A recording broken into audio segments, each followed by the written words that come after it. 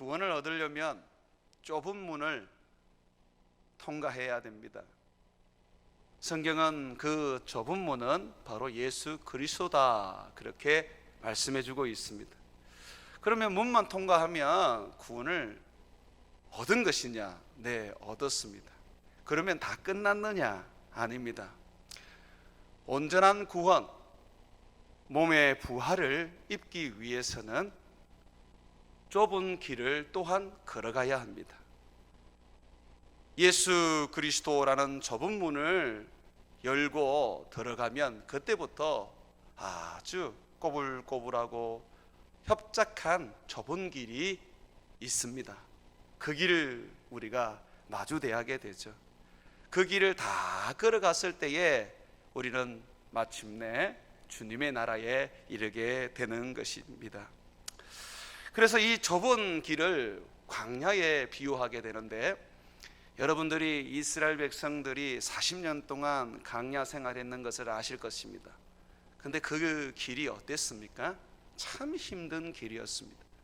좋은 길이 있는데도 불구하고 하나님은 항상 어려운 길들, 힘겨운 길들, 길로 인하여 불평이 나올 수밖에 없는 그러한 곳으로 끌고 가셨습니다. 그래서 이스라엘 백성들이 불평하고 원망하다가 불뱀에게 물려 죽기도 하고, 또 하나님의 여러 가지 벌을 받기도 했었지요. 이 광야의 40년 여정은 바로 우리에게 보여주는 우리 인생의 여정과 같습니다. 좁은 길이죠. 우리도 언제 그 마지막 결승점에 도달할지 모르지만, 가나안 땅에 들어갈지 모르지만 우리는 그 길을 걸어가야 하는 것입니다. 자, 이 길을 걸어가는데 제일 조심해야 될 게 있어요. 그게 뭐냐면 거짓 선지자입니다. 오늘 예수님께서는 우리에게 거짓 선지자를 삼가라, 그렇게 말씀해 주고 있습니다. 조심하라 라고 그렇게 말하시는 거죠. 거짓 선지자를 조심하라고 말합니다. 왜냐하면 이 거짓 선지자는 마치 우리와 같이 하나님의 양인 양, 양의 털을 이 옷을 입고 우리 가까이에 나타납니다. 우리의 공동체 안에 들어옵니다. 나의 친구로, 나의 교우로 그렇게 다가옵니다. 그런데 이 거짓 선지자들은 이리입니다. 양의 털을 쓴 이리에 불과하다는 것이죠. 여러분 한번 15절 말씀 보십시오. 거짓 선지자들을 삼가라. 양의 옷을 입고 너희에게 나오나 속에는 노략질하는 일이라. 너희를 잡아먹는 일이다, 늑대다, 그렇게 말씀하고 있습니다. 그래서 우리는 이 이리를 제대로 분별해내지 못하면 자꾸 이 외모만 보고 껍데기만 보고 양인 줄 알고 가까이 하고 교제하고 그들을 따르게 됩니다. 그러다가 결국은 멸망의 길로 가게 되는 것이죠. 좁은 길에서 이탈하게 되는 것이죠. 그래서 좁은 길을 일탈하지 아니하고 끝까지 우리에게 주어진 이 피니시 라인, 마지막 그 결정점에 도달하려면 가장 우선적으로 양의 탈을 쓴 이리, 거짓 선지자를 조심해야 합니다. 특별히 말세를 살아가는 우리에게는 더더욱 이 거짓 선지자들을 조심해야 합니다. 말세가 되면 더욱더 많은 거짓 선지자가 일어날 것이라고 예수님은 말씀해 주셨습니다. 마태복음 24장은 예수님이 우리에게 알려주시는 종말장입니다. 그래서 요한계시록은 마태복음 24장을 넘었으면 안 돼요. 예수님은 마태복음 24장을 통해서 마지막이 어떤 모습인지 분명하게 우리들에게 가르쳐 주셨습니다. 거기에 4절에서 5절을 보게 되면 예수께서 대답하여 이르시되 너희가 사람의 미혹을 받지 않도록 주의하라. 여기에 보면 사탄의 미혹을 받지 마라, 또는 귀신의 미혹을 받지 않도록 조심하라, 그렇게 얘기하지 않고 사람의 미혹을 받지 마라, 받지 않도록 주의하라 라고 말합니다. 사단은 영이기 때문에 그냥은 안 나타납니다. 반드시 사람 속에 들어가서 사람을 통하여서 우리에게 나타납니다. 그리고 우리를 미혹합니다. 그러니까 양의 탈릇은 늑대죠. 5절에 보게 되면 많은 사람이 내 이름으로 와서 이르되 나는 그리스도다 하여 많은 사람을 미혹하리라. 이 거짓 선지자는 사단의 영을 받아서 예수 믿는 사람을 미혹시킵니다. 미혹은 결국 예수 그리스도를 믿지 못하게 하고 믿어도 그리스도에게서 떨어져 나가게 만들어서 멸망으로 이끌어가는 사단의 궤락입니다. 사단이 막 큰 무기를 가지고 또는 엄청난 두려움을 가지고 여러분들에게 나타날 것이라고 생각하지 마십시오. TV 같은 데는 이 귀신 영화가 굉장히 공포스럽지 않습니까? 그런데 우리에게 공격하는 사단은 공포스러운 모습이 아닙니다. 너무나도 아름답고 광명한 천사처럼 그렇게 우리에게 다가와서 우리를 미혹시켜 버린다는 것을 여러분 기억하셔야 합니다. 계속해서 마태복음 24장 11절에 보게 되면 거짓 선지자들이 많이 일어나, 조금 일어나는 게 아닙니다. 많이 일어나 또 그리고 많은 사람을 미혹하겠으며 엄청난 사람들이 미혹이 될 것입니다. 또 24절에 보게 되면 거짓 그리스도들과 거짓 선지자들이 일어나 큰 표적과 기적을 보여.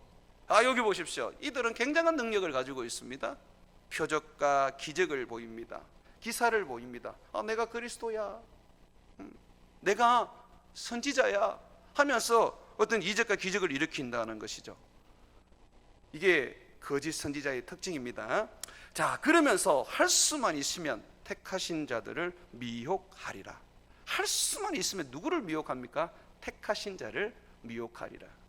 세상 사람들은 사탄의 표적이 아닙니다. 이미 자기 것인데, 자기의 소유인데, 자기의 자녀인데 그걸 표적으로 삼을 이유는 없지 않습니까? 그러면 누가 사탄의 표적입니까? 거짓 선지자의 표적입니까? 믿는 사람이다. 여러분입니다. 여러분, 저와 여러분이란 말이죠. 그래서 큰 표적과 기사를 행해서 할 수만 있다면 미혹을 시키는 것이죠. 베드로 후서 2장 1절에도 보면 베드로는 성도들에게 경계를 하고 있습니다. 백성 가운데 또한 거짓 선지자가 일어났었나니, 이거는 구약 시대를 말하는 거예요. 우리가 구약 성경을 읽어보면 참 많은 거짓 선지자가 일어나죠. 그와 같이 거짓 선지자가 나타나는 것은 실제적이라는 겁니다. 그와 같이 너희 중에도 거짓 선생들이 있으리라. 자, 거짓 선지자, 거짓 선생, 거짓 형제 자매, 또 거짓 그리스도, 적그리스도, 거짓 전도자, 이 모든 것이 동일한 겁니다. 이 거짓이라는 것은 무슨 의미입니까? 가짜라는 거예요. 가짜, 진짜가 아니라는 겁니다. 자, 이런 거짓 선지자와 선생들이 일어나서 뭘 하느냐면, 이 베드로후서 2장 1절의 말씀을 계속 보면 그들은 멸망하게 할 이단을 가만히 끌어와서, 여기서 이단이라는 것은 비진리를 끌어온다는 것이죠. 여러분, 이단을 뭐라고 우리가 일컫느냐 하면 끝이 다른 존재다, 그렇게 일컬어요. 이단이라는 것은 끝이 달라요. 예수를 믿는 것 같은데 이상한 예수를 가르치고, 성경을 읽고 성경을 가르치는 것 같은데 전혀 들어보지 못한 그런 가르침을 가르쳐요. 시작은 예수인 듯 하는데 끝은 달라요. 믿음으로 시작해서 우리는 믿음으로 끝납니다. 그렇지 않습니까? 그런데 믿음으로 시작해서 행위로 끝나버려요. 여러분, 이걸 조심해야 돼요. 예수를 믿고 할례를 받아야 돼. 그렇지 않으면 구원을 받지 못해. 이게 전부 다 이단이란 말이죠. 이단이 이제 이단을 가만히 끌어들이는데, 이 거짓 선지자가 바로 이 이단은 멸망하게 할 이단입니다. 우리를 멸망시키려고 만들어낸 것이, 사단이 만들어낸 것이 이단입니다. 자기들을 사신 주를 부인하고 임박한 멸망을 스스로 취하는 자들이다. 예수님을 부인하여 떠나게 만들려고 한다. 그렇게 그렇게 성경은 말합니다. 자, 그렇다면 우리가 거짓 선지자에 대해서는 오늘 제가 말씀을 드리지 않아도 이미 오래전부터 들었고 알고 계셨을 것입니다. 그럼 좀 더 우리 실질적인 이야기를 한번 나눠 보겠습니다. 어떻게 해야 참 선지자와 거짓 선지자를 구분할 수 있지요? 정통적인 교단에 속한 사람들, 거기에서 신학교를 하고 거기에서 목사가 된 사람들, 거기에서 훈련을 받고 교육을 받은 그런 성도들이 다 참 선지자에 속하고, 군수교단에서 나오거나 또는 어디에서 공부를 했는지도 모르는 그런 어떤 이력이 없는 그런 사람들은 다 거짓 선지자에 속합니까? 그렇지 않습니다. 우리 교회는 대한예수교 장로의 합동교단입니다. 가장 큰 교단이라고 하죠, 장로교 중에서. 그렇지만 우리 안에도 이미 많은 거짓 선지자들이 있을 것입니다. 왜냐하면 성경은 그걸 이야기하니까요. 많은 거짓 선지자가 일어날 것이다.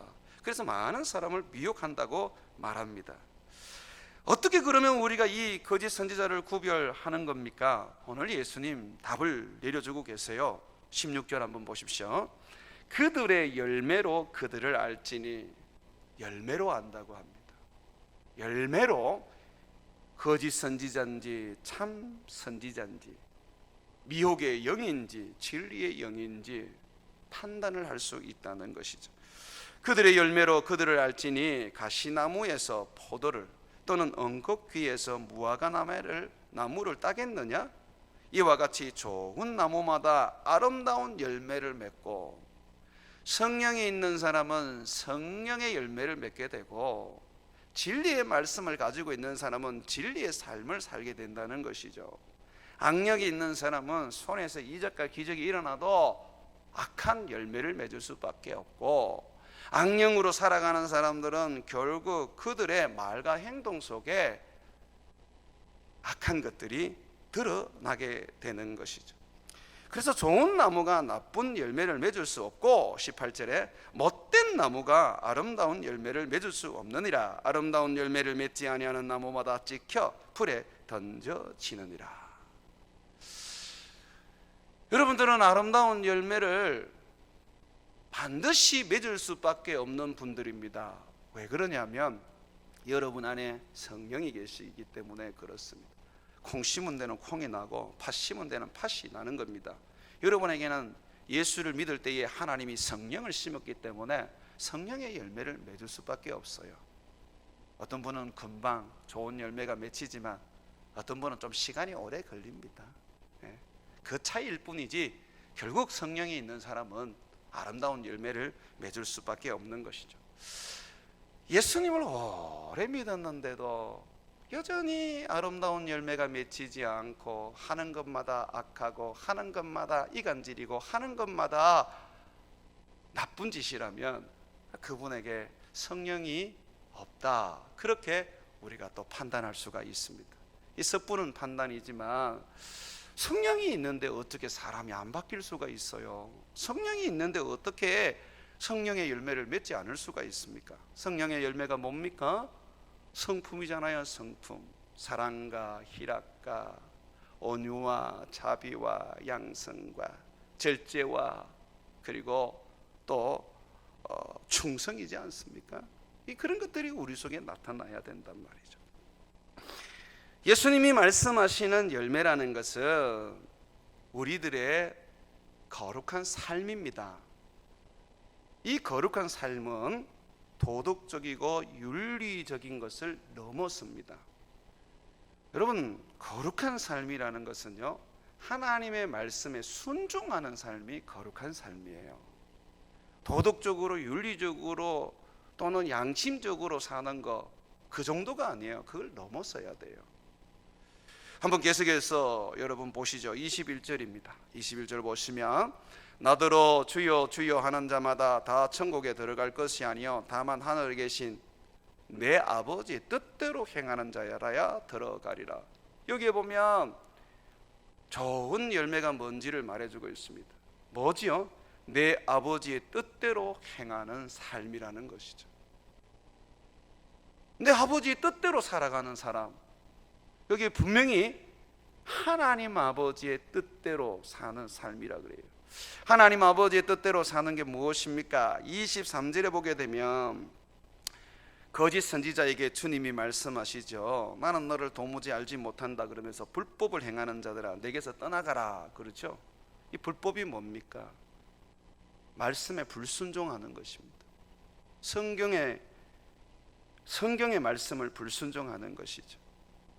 예수님께서는 우리가 하나님의 말씀대로 살고 하나님의 말씀대로 순종하는 것이 곧 아버지의 뜻대로 살아가는 삶이라고 말씀해 주시고, 아버지의 뜻대로 살아가는 삶이 좋은 열매 맺는 삶이라고 말하고 있습니다. 주여 주여 한다고 해서 다 천국에 들어가는 것이 아닙니다. 성령이 있어야 하고 성령으로 말미암아 아름다운 열매가 맺혀야 되죠. 삶이 없이는 무엇으로 우리의 구원을 증명할 수 있겠습니까? 예수님은 오늘 분명히 말하고 있습니다. 좋은 나무는 좋은 열매를 맺을 수밖에 없다. 좋은 나무가 나쁜 열매를 맺는 일은 없다. 나쁜 열매가 좋은 열매를 맺을 수도 없다. 나쁜 열매는 나쁜 열매를 맺는다. 그러므로 열매를 보고 삶을 보고 그가 참 선지자인지 거짓 선지자인지 분별하라고 합니다. 한국 교회에 좀 무서운 병폐가 하나 있어요. 뭐냐면 목사는 설교만 잘하면 된다. 윤리적으로 문제가 있거나 또는 인격적으로 문제가 있어도 상관없다. 설교만 잘하면 된다. 라는 것들이 은영중에 있어요. 그래서 목사님들이 죄를 지어도 설교만 잘하면 그냥 성도들이 덮어버리는 경향이 있습니다. 설교가 열매입니까? 기술이죠. 기술. 거짓 선지자도 예언합니다. 설교는 목사의 열매가 아닙니다. 목사의 열매는 성도들과 동일하게 삶입니다. 삶이 안 되는 사람은 때로는 강단에 오래 세울 수가 없는 거예요. 삶이 안 되는 사람을 강단에 세워놓으면 결국 성도들은 다 죽습니다. 설교가 좋은 듯 하지만 다 그 설교는 헛되고 거짓되고 진실하지 않기 때문에 성도들의 삶의 믿음을 성숙시킬 수 없어요. 참 선지자라면 목사님 이 능력이 나타나지 않겠습니까? 귀신을 쫓아내고 병도 고치고 예언도 하고 그러면 참 선지자라고 볼 수 있지 않습니까? 왜냐하면 성령이 그 안에 있으니까 그런 은사가 나타나지 않습니까? 이제 그렇게 우리가 질문을 할 수 있습니다. 아닙니다. 아니에요. 한번 성령의 비침을 받는 사람이 있습니다. 오늘 성경에 분명히 말하잖아요. 21절 보십시오. 주여 주여 하는 자마다 누구 보고 주여 그래요? 예수님 보고 주여 주여 그래요. 다 천국에 들어갈 것이 아니라고 말합니다. 또 22절에 보십시오. 주여 주여 우리가 주의 이름으로 선지자 노릇하며 보십시오. 예언하고 설교했어요. 주의 이름으로 했대요. 그 다음에 또 보십시오. 주의 이름으로 예수의 이름으로 귀신을 내어 쫓았대요. 또 예수의 이름으로 권능을 행했답니다. 병도 고치고요 사단도 제어하고요. 그런데 예수님이 뭐라 그래요? 나는 너를 알지 못한다 그럽니다.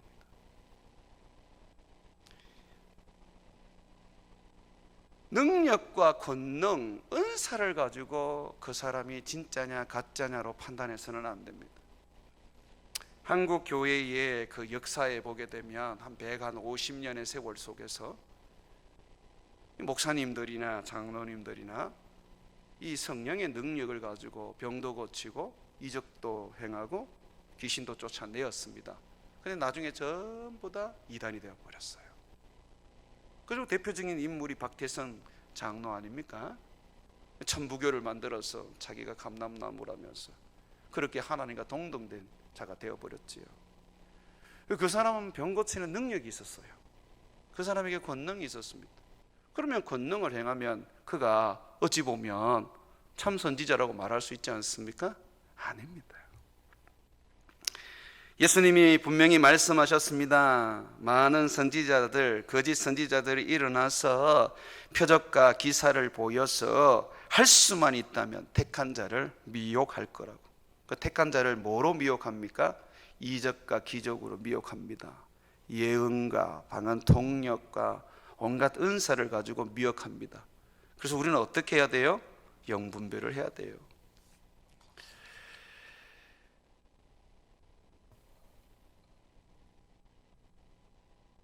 우리는 이적을 행하고 기적을 행하고 또는 목사의 신분을 가지고 있거나 또는 신학교를 공부를 했거나 어떤 유명한 사람 밑에서 배웠거나 상관없이 누구든 영분별을 해야 합니다.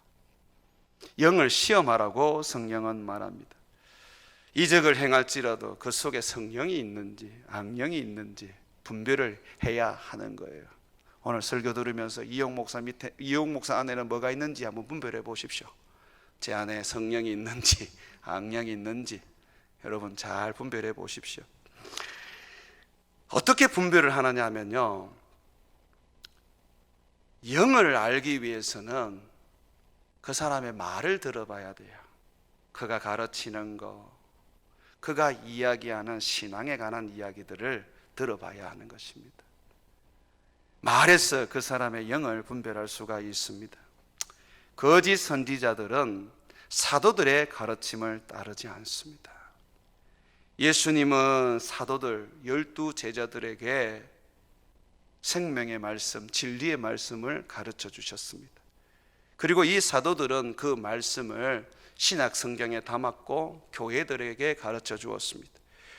그래서 교회는 오랜 세월 수천 년이 흘러도 사도들의 그 가르침을 따라서 살아왔습니다.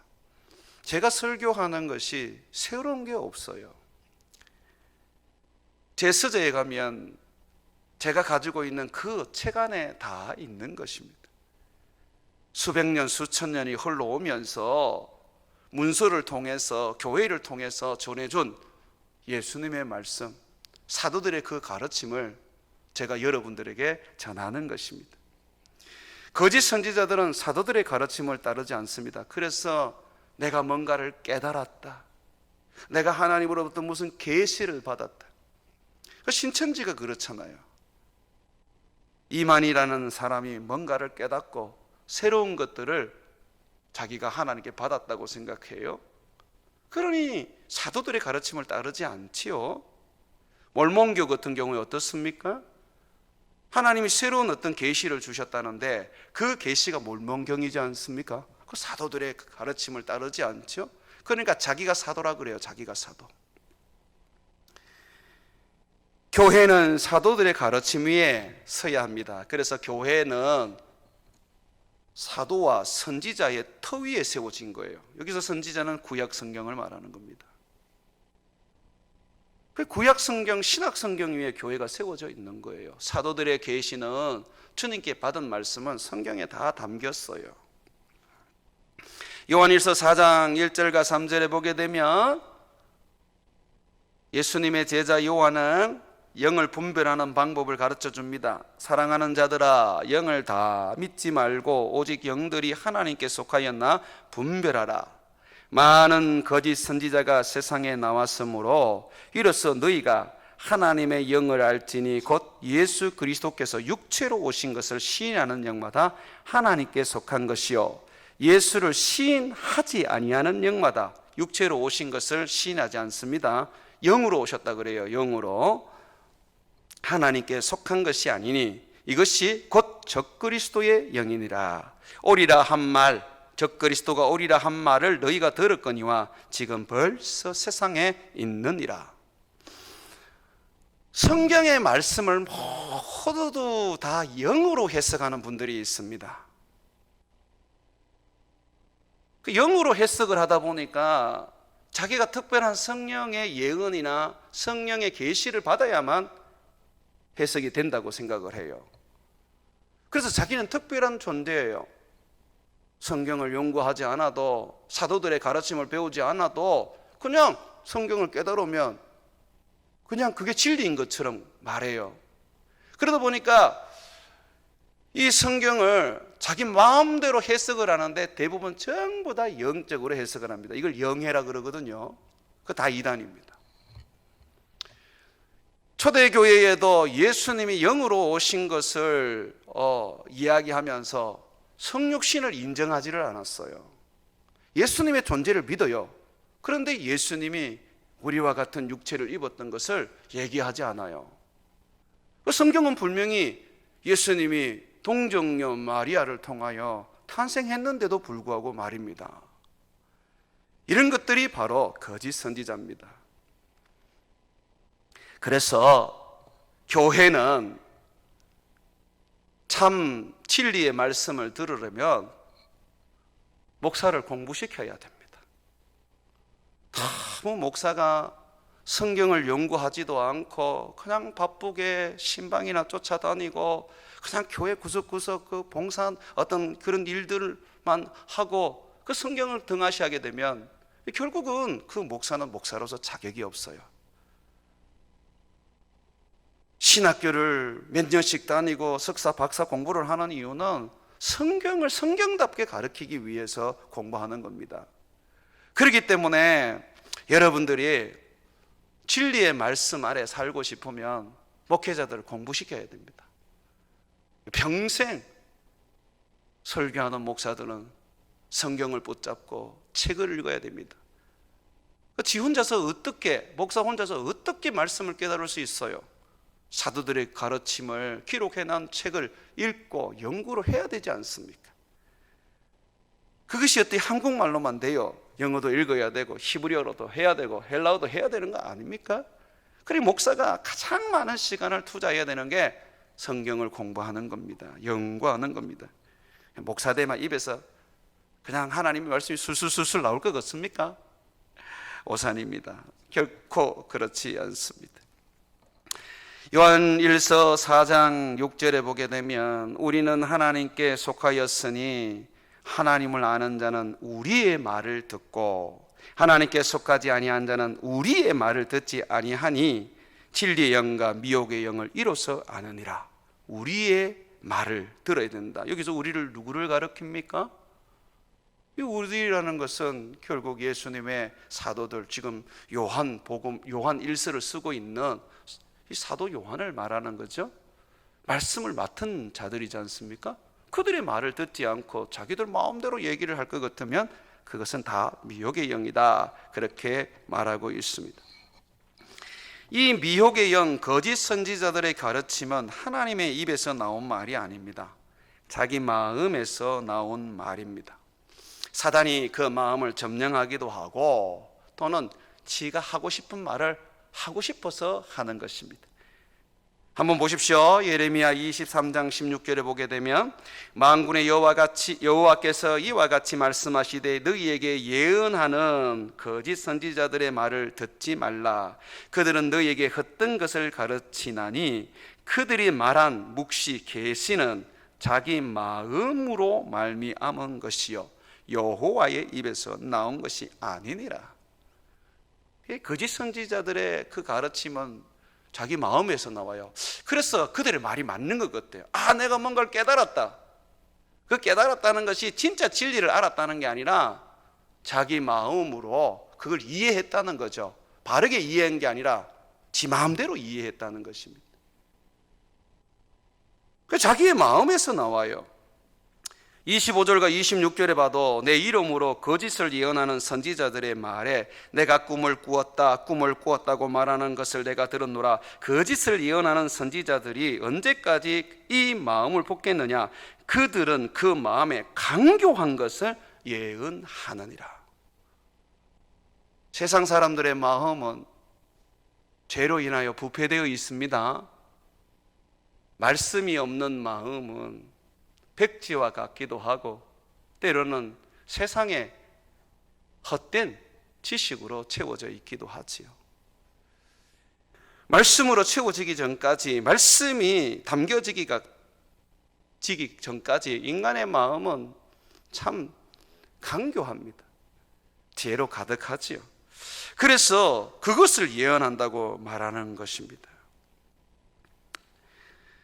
많은 거짓 선지자들이 일어나서 자기 마음의 소리를 또는 자기의 마음을 마치 하나님의 말씀이라고 얘기하는데 그들은 엄중한 벌을 받을 것입니다. 예레미야서 23장 36절을 보게 되면 다시는 여호와의 엄중한 말씀이라 말하지 말라. 각 사람의 말이 자기에게 중벌이 되리니 이는 너희가 살아계신 하나님 만군의 여호와 우리 하나님의 말씀을 망령되이 사용함이니라.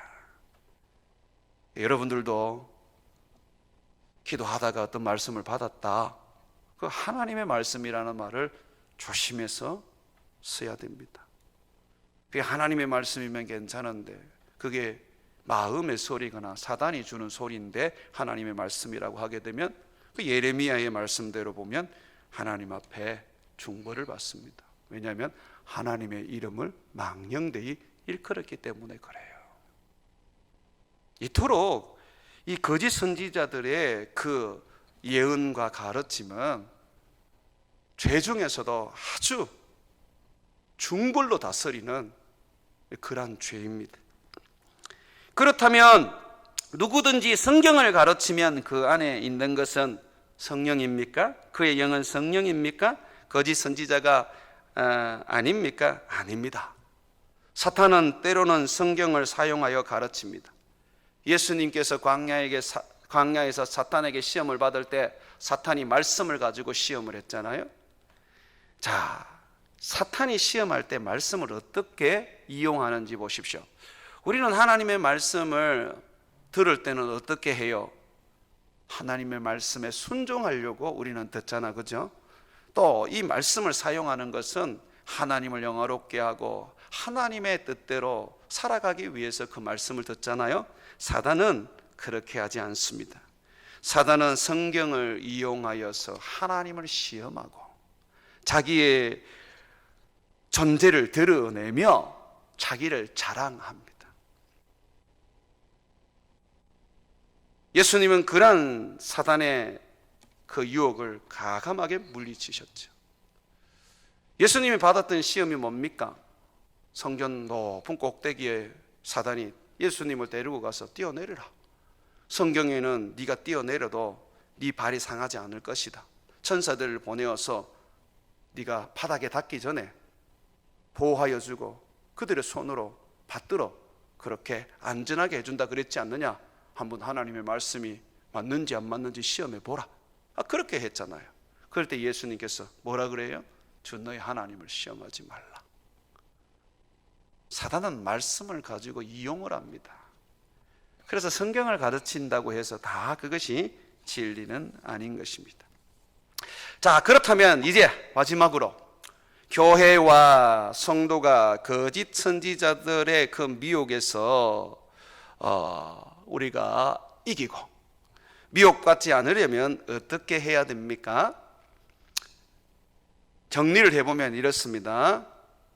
사단을 물리치고 영을 분별하는 능력은 말씀입니다. 성경 말씀입니다. 여기서도 예언하고 저기서도 예언하고 여기서도 하나님 말씀 받았다 저기서도 하나님 말씀 받았다 그러는데 그걸 어떻게 하나님의 말씀인 줄 압니까? 손에서 이적과 기적이 행하면 됩니까? 예수님께서 선지자 노릇해도 안 된다 그러셨잖아요. 뭐로 분별해요? 말씀입니다. 말씀. 그래서 바울은 자기의 제자 디모데에게 말씀을 열심히 가르쳐라. 이 말씀은 성경입니다. 성경을 열심히 가르치라고 말하는 것입니다. 영분별의 능력은 성경을 모르면 못 가집니다. 영분별의 능력은 성경을 알아야지 그 능력을 가질 수가 있습니다. 디모데후서 4장 1절에서 4절을 보게 되면 하나님 앞과 살아있는 자와 죽은 자를 심판하실 그리스도 예수 앞에서 그가 나타나실 것과 그의 나라를 두고 음이 명하느니 너는 말씀을 전파하라. 때를 얻든지 못 얻든지 항상 힘쓰라. 범사의 오래 참음과 가르침으로 경책하며 경계하며 권하라. 계속해서 말씀을 전하라 그럽니다. 경책하고 경계하고 권하라 그럽니다. 왜냐? 3절 보십시오. 때가 이르니니 사람이 바른 교훈을 받지 아니하며 귀가 가려워서 자기의 사역을 따를 스승을 많이 두고 또 그 길을 진리에서 돌이켜 허탄한 이야기를 따르리라. 왜 진리의 말씀을 계속해서 때를 얻든지 못 얻든지 전하라고 하느냐면 때가 이르면은 이 성도들이요, 사람들이 자기를 위한 스승을 둡니다. 이 진리가 그 속에 심어져 있지 않으면 그냥 듣고 싶은 거 듣고 그냥 마음의 평안함을 누리고 싶은 것들, 그런 소리만 듣습니다. 그러다 보니까 그것이 결국은 거짓 선지자를 참 선지자처럼 받아들이게 되는 원인이 되는 것이죠. 그래서 5절에 보게 되면 너는 이 모든 일에 신중하여 고난을 받으며 전도자의 일을 하며 내 직무를 다하라. 이 전도자들은 복음을 가르치는 겁니다. 성경을 가르치는 거예요.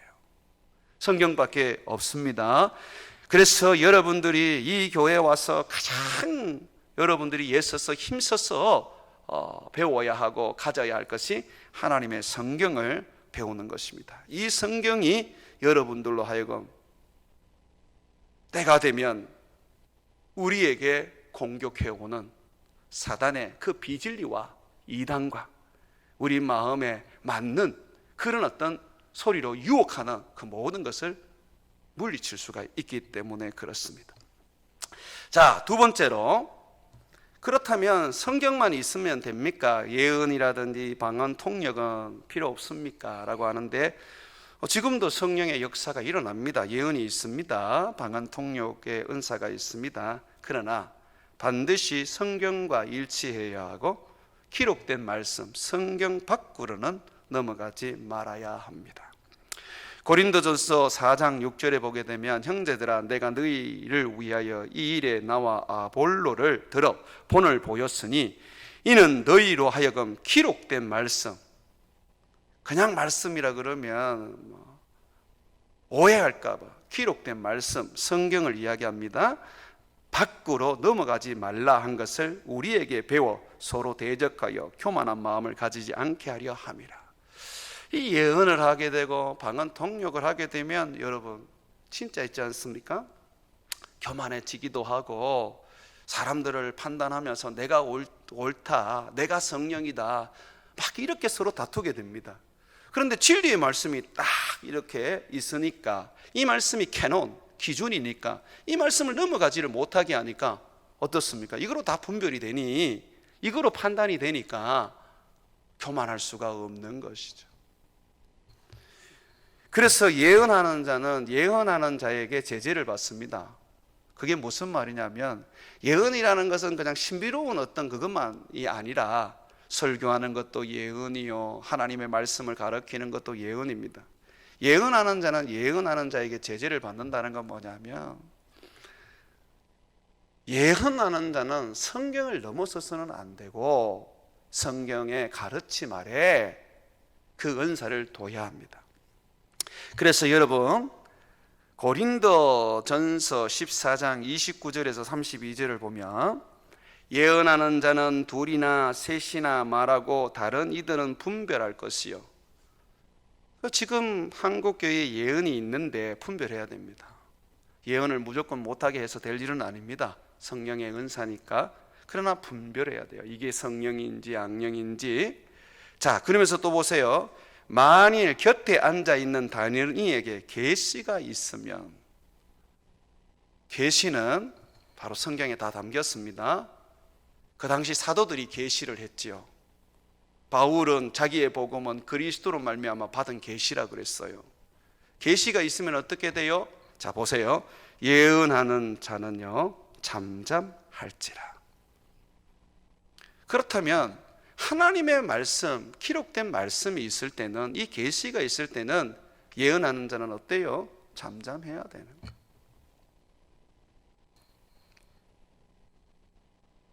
교회가 하나님의 말씀, 기록된 말씀으로 인하여 더 이 건강해지고 말씀이 흥황하여질 때는 예언은 이렇게 줄어들 수밖에 없게 되어 있습니다.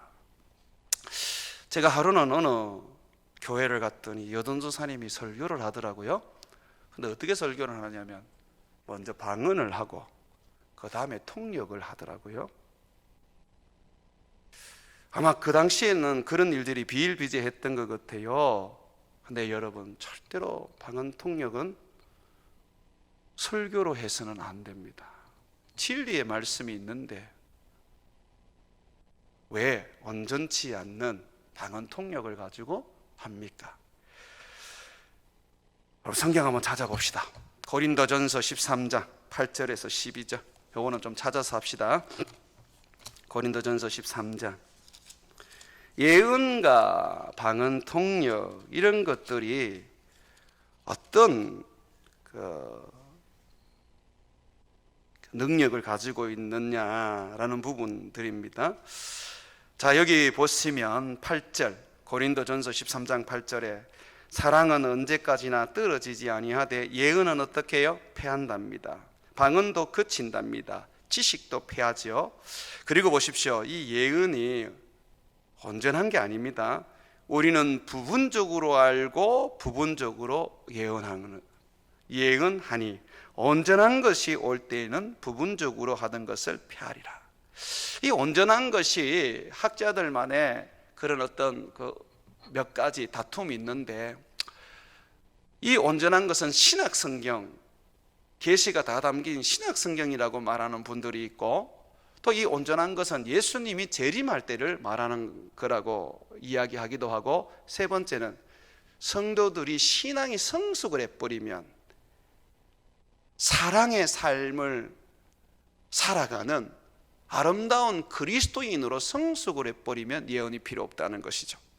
저는 세 번째를 좀 지지하는 편인데, 왜 그러냐면 8절에도 보면 사랑은 떨어지지 않는다, 온전하다는 이야기를 하거든요. 그러면서 예언은 부분적이다 그래 놓고 13절에 보면 그 중에 제일이 사랑이다 이렇게 얘기를 하거든요. 또 11절에 보게 되면 내가 어렸을 때에 말하는 것이 어린아이 같고 깨닫는 것이 어린아이 같고 생각하는 것이 어린아이 같다가 장성한 사람이 되어서는 어린아이를 버렸노라. 이 장성한 사람, 성숙된 그리스도인, 사랑의 삶을 실천하는 사람이죠. 사실 이 예언 같은 경우에야 다 하나님 사랑, 이웃 사랑의 내용 아닙니까? 이렇게 살아라, 왜 형제들에게 그렇게 하느냐, 그 가르치는 게 전부 다 하나님 사랑, 이웃 사랑 아닙니까? 그러면 내가 사랑의 삶을 살아간다면 어때요? 이 부분적으로 하던 예언이나 부분적으로 가지고 있던 지식은 그거는 이제 큰 의미가 없어지는 것이죠. 사랑은 어디에 있습니까? 말씀에 담겨져 있지요. 하나님 말씀대로 내가 살고 그 말씀이 우리에게 가르치는 대로 살면 되는 거예요. 예수님이 딱 하나의 계명을 주셨어요. 무슨 계명을 주셨습니까? 내가 너희를 사랑한 것처럼 사랑하라. 사랑하라. 그렇다면 우리가 그 계명을 지켜 행한다면 결국 예언이라든지 지식이라든지 그런 게 큰 의미가 없어지게 됩니다. 왜? 그 예언의 내용이 가르치는 지식이 결국은 사랑을 말하기 때문에 그렇지요. 사랑은 허다한 죄를 듣고 사랑은 율법의 완성이라는 것이죠. 그러므로 여러분, 예언과 방언과 지식은 온전한 은사가 아닙니다. 부분적인 것입니다. 그렇다면 온전한 것을 붙잡으면 그 부분적인 것이 큰 의미가 없겠지요. 그 온전한 게 뭡니까? 말씀이란 말이에요. 말씀. 성경 공부하고 성경 읽는 거는 힘들고, 은사 집회 다니면서 은사 받는 거는 그거는 좋고, 그래서는 안 됩니다. 은사 집회 다니십시오. 저는 반대하지 않습니다. 여러분의 삶에 유익이 될 겁니다. 그러나 그것이 말씀을 넘어서게 되고, 그것이 말씀에 일치하지 않을 때는 결국은 브레이크를 파손당한 자동차와 같이 멈출 줄을 모르고 멸망의 길로 가게 되는 것입니다. 거짓 선지자에게 미혹되지 않으려면 하나님의 말씀을 붙잡고 이 성경 말씀을 내 삶의 캐논으로 정해서, 기준으로 정해서 이 말씀 밖으로 넘어서서는 안 되는 것이며, 성경이 가르치는 삶은 곧 사랑하라 라는 삶인 줄 알고 애써서 힘써서 사랑한다면 그는 예언의 말씀을 온전히 이루고 있는 것이죠. 마지막으로 미혹되지 않으려면요, 성경을 무식한 자나 믿음이 없는 자들이 해석해서는 안 되고요, 억지로 풀어서는 안 돼요. 이단들 보면 너무 무식한 자들이에요. 여러분, 이게 번역본입니다. 히브리어 헬라어라는 원래의 언어가 있습니다. 그것도 모르면서 그냥 한국말로 번역된 걸 가지고 막 임의로 문자적으로 글자적으로 풀어서 여러분들에게 이게 성경이라고 말하는데, 여러분 그게 미혹되면 안 돼요. 한번 봅시다. 베드로후서 3장 16절과 17절에 보게 되면, 또 모든 편지에도 이런 일을 관하여 말하였으되 그 중에 알기 어려운 것과 것이 들어있으니 무식한 자들과 굳세지 못한 자들이 다른 성경과 같이 그것도 억지로 풀다가, 그죠? 억지로 풀어버렸어요. 스스로 멸망에 이르느니라. 그러므로 사랑하는 자들아, 너희가 이것을 미리 알았은즉 무법한 자들의 미혹에 이끌려 너희가 굳센 데서 떨어질까 삼가라. 저도 성경을 읽다가 모르는 부분이 있습니다. 아무리 책을 찾고 연구를 해도 제가 스스로 깨닫는 게 아니라 이 말씀이 사도들의 가르침을 통하여 내가 알지 못할 때는 저도 접어둡니다. 나중에 그런 좋은 책들을 만나면 알게 되겠죠, 그죠? 어떻게 이 하나님의 계시의 말씀을 우리는 억지로 풀고 그냥 내 마음대로 풀어서 내 깨달음으로 그것을 가르칠 수 있겠습니까? 그러니 이단이 나오는 것입니다. 사랑하는 여러분들이여, 여러분들은 오늘 예수님께서 사랑의 실천 계명으로 마지막 10번째 거짓 선지자를 주의하라고 가르친 것을 항상 기억하십시오. 성경에 약하고 성경을 멀리하면 결국 이단의 먹이가 된다는 것을 잊지 마십시오.